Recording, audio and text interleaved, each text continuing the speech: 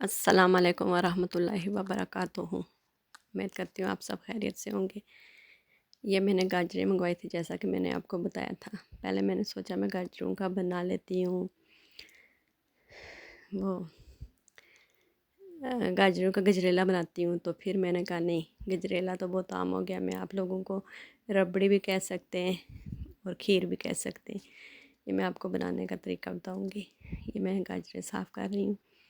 तो मैं यही कहना चाह रही थी कि ये आपका अपना चैनल है, नई सोच नई उम्मीद, और प्लीज़ इसके साथ तावन करें, ज़्यादा से ज़्यादा इसे शेयर करें, इसे शेयर करें और उनको भी बताएं, तो चलो इसके व्यूज़ बढ़ जाएं। ये मैंने सारी गाजरें साफ़ कर दी हैं, साफ़ करके धो के तो इन्हें मैं पहले खुश्क करूँगी ताकि इनका सारा पानी निकल जाए। जो बाद में बचे तो खाली इनका रस ही बचे, बाकी कोई चीज़ भी ना हो। गाजर अच्छी तरह से धोई भी हो तो इसका कलर भी एक अच्छा आता है, और दूसरा मैश करते हैं तो फिर दोबारा धोना नहीं पड़ता। जो मिट्टी वगैरह हो वो अच्छी तरह निकाल के अच्छी तरह इस स्ट्रेनर पर रख के तो पानी इसका सारा निकाल लें। उसके बाद इसे कद्दू क्रश करें। ये सारा पानी मैं देख रही थी निकला ही या नहीं, तो इसका सारा पानी निकल गया, लेकिन फिर मैंने दोबारा से पानी डाला है कि अगर कोई कचरा वगैरह मट्टी धूल इस तरह की कोई चीज़ हो तो वो साफ़ हो जाए।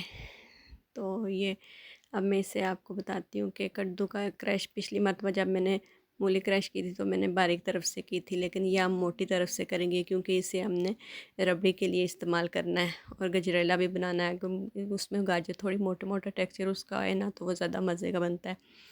तो इसलिए मैं इसे थोड़ा मोटा मोटा बनाऊंगी और ताकि रबड़ी में गाजर पूरी पूरी इस्तेमाल हो, साबुत साबुत। ये सारी मैंने इसका मैश कर दिया है, कद्दूकश किया इसे।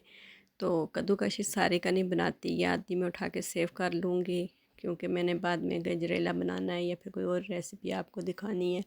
अगर ये इस तरह की हुई भी हो तो हम रायते वगैरह में भी यूज़ कर सकते हैं। गाजर कद्दू क्रश की हुई गाजर का रायता बड़े मज़े का होता है। तो ये सारी मैंने इस तरह की है, देखें जिस तरह मुझे चाहिए थी इसी तरह की इसके पल्प बने, लंबे लंबे रेशों में बना है। तो इस तरह का जो होता है ना वो बहुत अच्छा होता है, रबड़ी में इस्तेमाल होता है।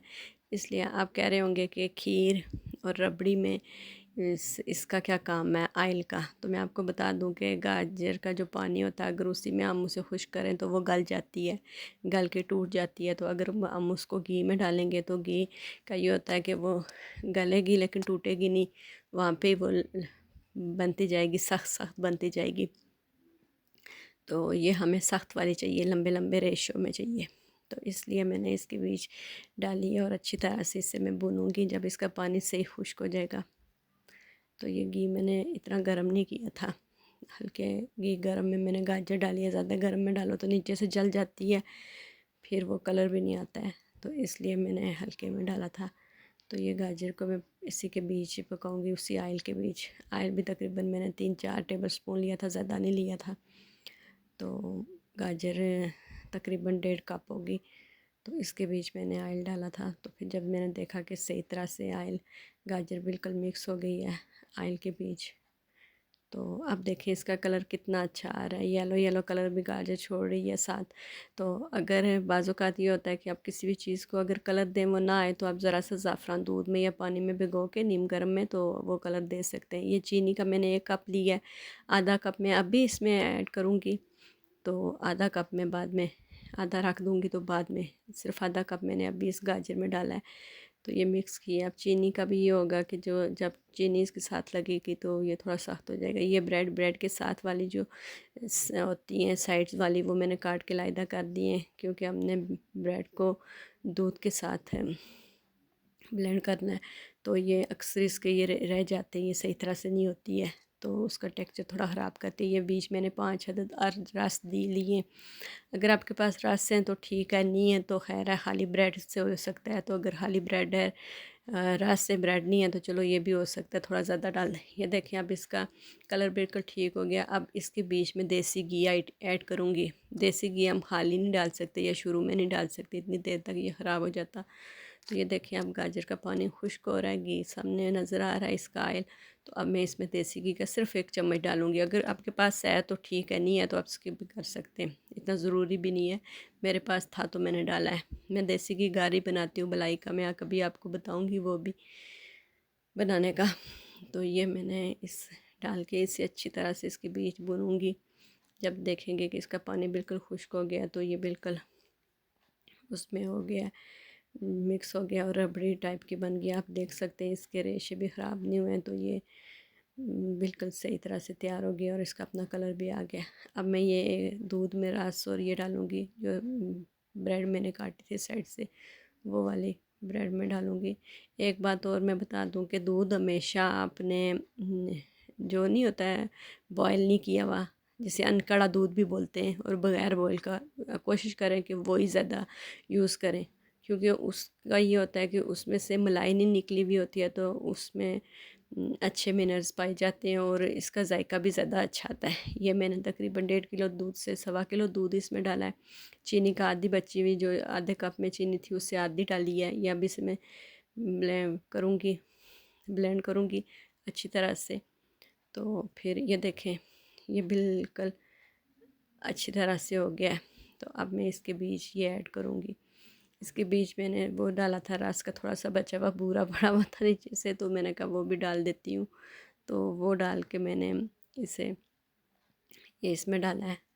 तो शुरू शुरू में आप देखेंगे कि इसका सारा घी ऊपर आ रहा है, तो वो आप परेशान नहीं होना, जब जो पकेगा ये ठीक हो जाएगा। इसमें अब 1 कप पानी का सिर्फ आपने ऐड करना है, पानी ज़्यादा नहीं करना। जितना ज़्यादा दूध होगा इतनी अच्छा इसका जायका आएगा, इतनी ज़्यादा ये खोएदार बनेगी और मज़े की बन।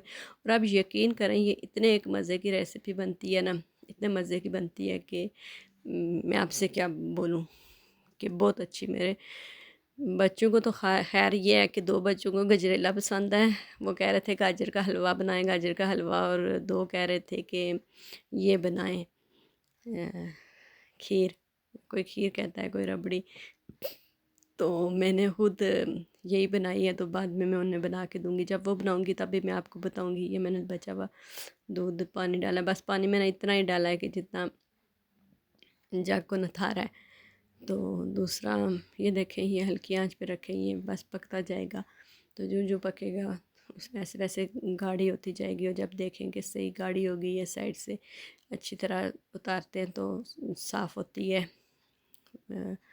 ये कढ़ाई से साफ़ होती है, तो बस इसका ये मतलब है कि ये देखिए आप इसके बुलबुले मोटे वाले बनना शुरू हो गए। जब ये इसके बुलबुले मोटे वाले बने तो आप समझ जाएंगे कि पक गई है।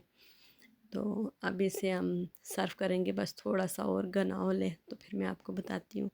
तो वैसे मैंने एक बात बता दूँ, शेयर करूँ कि कद्दूकश गाजरें जो मैंने साफ़ की थी, छिलके उतारे थे, वो भी मैंने अपने बेटे और बेटी से उतरवाए थे, क्योंकि मैं बिज़ी थी, दूसरे काम कर रही थी। तो जो मैश की थी तो वो भी मेरी बेटी ने की थी। मेरी बेटी माशाल्लाह 3 क्लास में पढ़ती है, 10 साल की है।